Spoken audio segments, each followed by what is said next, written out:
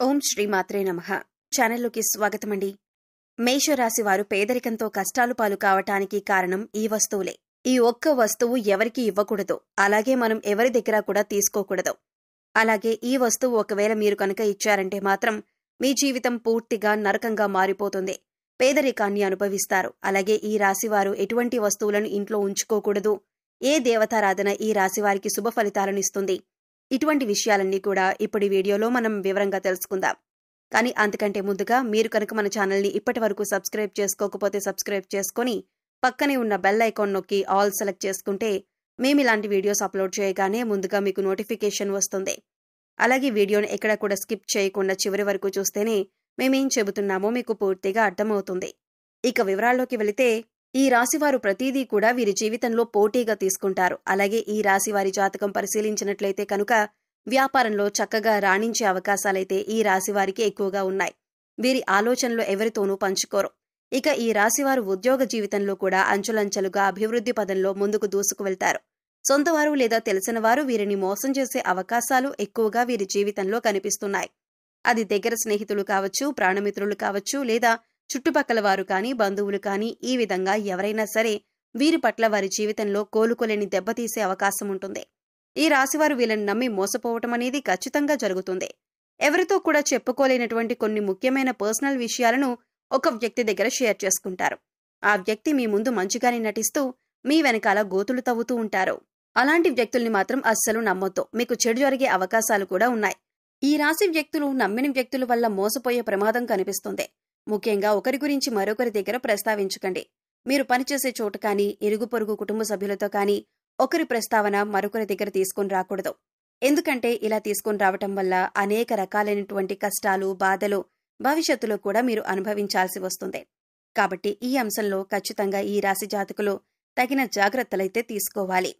మీరు మానసికంగా క్షోభకి గురయ్యేటటువంటి అవకాశాలు కూడా మీ జాతకంలో కనిపిస్తున్నాయి.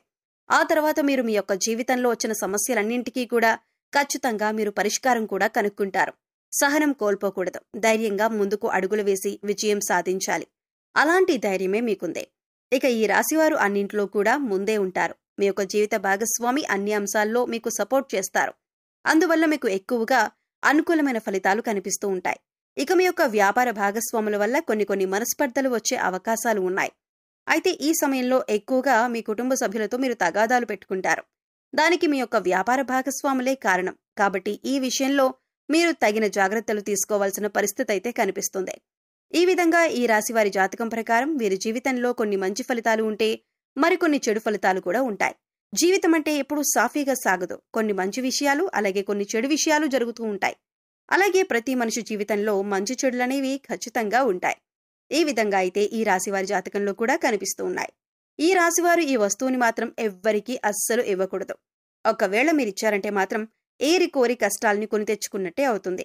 ఈ విషయంలో మీరు ఖచ్చితంగా జాగ్రత్తలు తీసుకోవాలి. ఈ ఒక్క విషయాన్ని మాత్రం మీరు తెలిసి కూడా నిర్లక్ష్యం చేశారంటే మాత్రం మీరు ఎనలేని కష్టాల పాలవుతారు. కాబట్టి ఈ వస్తువులను ఎవరికీ ఇవ్వకండి. ఆ వస్తువు ఏమిటి అంటే సుగంధ ద్రవ్యాలు.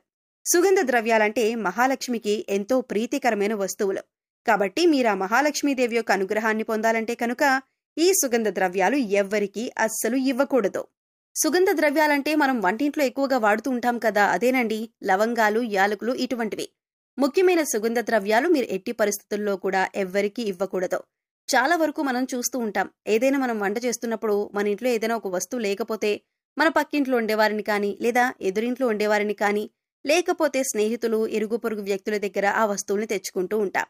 ఈ విధంగా కూడా మీరు ఈ యొక్క వస్తువులను అసలు ఎవరికీ కూడా ఇవ్వకూడదు. మీరు మర్చిపోయి కూడా ఎవరికీ ఇవ్వకూడదు. ఒకవేళ మీరు మర్చిపోయి కూడా ఎవరికైనా దానంగా కానీ, సహాయంగా కానీ ఇచ్చారంటే మాత్రం మీరు లక్ష్మీదేవిని మీ ఇంటి నుంచి పంపించినట్లే అవుతుంది. తద్వారా మీరు కోరి కష్టాలు కూడా తెచ్చుకున్నట్లే అవుతుంది. అప్పుడు లక్ష్మీదేవి ఇంట్లో నుంచి బయటికి వెళ్ళిపోతుంది. ఎన్నో రకాల సమస్యలు, ఇబ్బందులు, కష్టాలు మిమ్మల్ని వెంటాడుతూ ఉంటాయి. ఆర్థిక పరంగా కూడా మీరు చాలా అంటే చాలా నష్టపోతారు. కాబట్టి ఈ విషయంలో మీరు ఎంతో జాగ్రత్తగా ఉండాలి. సుగంధ ద్రవ్యాలు ఎవరైనా మిమ్మల్ని అడిగితే మీరు లేవు అని చెప్పటం చాలా ఉత్తమం. అది మీకు చాలా మంచిదే. అంతేకాని మొహమాటానికి పోయి మీరు గనక లవంగాలు, యాలకులు ఎవరికైనా ఇచ్చారంటే ఖచ్చితంగా మీరు ఆర్థిక సమస్యలు, అప్పుల బాధలు, అలాగే కుటుంబ సమస్యలను ఎదుర్కోవాల్సి ఉంటుంది. కాబట్టి ఈ రాశివారు ఈ విషయంలో చాలా జాగ్రత్తలు తీసుకోవాలి. పగిలిపోయిన విరిగిపోయిన దేవుని పటాలు, చిరిగిపోయిన పాత బట్టలు, పగిలిపోయిన అద్దం, ఆగిపోయిన గడియారం, ఇటువంటి వస్తువులు ఇంట్లో ఉండటం వలన నెగిటివ్ ఎనర్జీ వస్తుంది. కాబట్టి ఇటువంటివి ఉంటే వెంటనే తీసి బయటపడేయండి. అలాగే కొంతమంది అల్మరాలో వస్తువులు తీస్తారు, ఆ తర్వాత వాటి తలుపులు వేయరు. జస్ట్ అలా తలుపు ముందుకు వేసి ఓపెన్ చేసి పెట్టేస్తారు.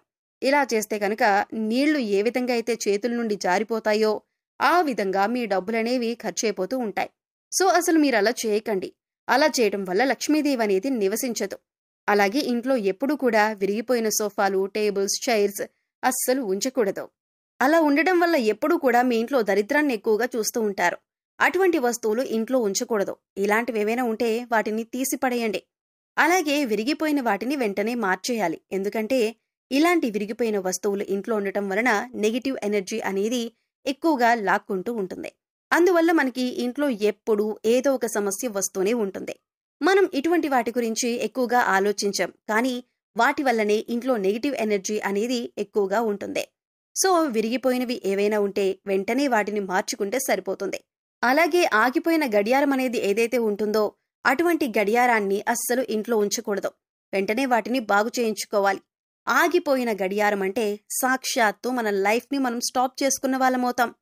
అలాగే మన ఇంటిని ఎప్పుడూ కూడా నీట్గా, ఎటువంటి బూజులు లేకుండా, దుర్వాసన లేకుండా పరిశుభ్రంగా ఉంచుకోవాలి. మేం చెప్పినటువంటి జాగ్రత్తలు కనుక ఈ రాశివారు తీసుకుంటే మీ ఇంట్లో మీకే తెలియకుండా ఎంతో ఎక్కువగా పాజిటివ్ వైబ్స్ అనేవి స్టార్ట్ అవుతాయి. తద్వారా మీ ఇంట్లో ఉన్న నెగిటివ్ ఎనర్జీ అనేది కూడా తగ్గిపోతుంది. అందుకని ఇంట్లో విరిగిపోయిన వస్తువులు కానీ, పగిలిపోయిన వస్తువులు కానీ, గాజు వస్తువులు కానీ, ఆగిపోయిన గడియారం కానీ ఇవన్నీ కూడా మీకు కొన్ని సూచనలు అనేవి ఇస్తూ ఉంటాయి. వాటి వల్ల నెగిటివ్ ఎనర్జీ అనేది వస్తుంది. అది మీరు గమనించండి. అలాగే సుగంధ ద్రవ్యాలు మాత్రం ఖచ్చితంగా ఎవరికీ ఇవ్వకండి. అలాగే కొన్ని వస్తువులు, ఉప్పు, చింతపండు, పచ్చిమిర్చి, నూనె ఇవన్నీ కూడా మీరు చేతికి మాత్రం అస్సలు ఇవ్వకూడదు. మరిన్ని యోగవంతమైన ఫలితాలు మీరు పొందటానికి మీకు వీలైనంతలో దాన ధర్మాలు చేయటానికి ప్రయత్నించండి. అలాగే గోసేవ చేయండి. సో తెలుసుకున్నారు కదండి, మేషరాశి వారు ఇప్పుడు చెప్పినటువంటి కొన్ని జాగ్రత్తలు కనుక పాటిస్తే మీకు రాబోయే రోజుల్లో అంతా శుభం జరుగుతుంది. మీ కష్టాలు మీరే తొలగించుకోవచ్చు. పేదరికం తొలగిపోతుంది. అలాగే ఈ రాశివారు ఎప్పుడూ కూడా మీ ఇష్టదైవ నామస్మరణ చేసుకుంటూ ఉండండి. ఖాళీ సమయంలో దైవనామస్మరణ చేసుకుంటూ ఉండటం వలన మీకు పాజిటివ్ ఎనర్జీ అనేది పెరుగుతుంది. ఎందుకంటే కలియుగంలో కేవలం దైవనామస్మరణ చేసినంత మాత్రాన ఎంతో పుణ్య ఫలితాన్ని పొందుతారని పండితులు వివరిస్తున్నారు.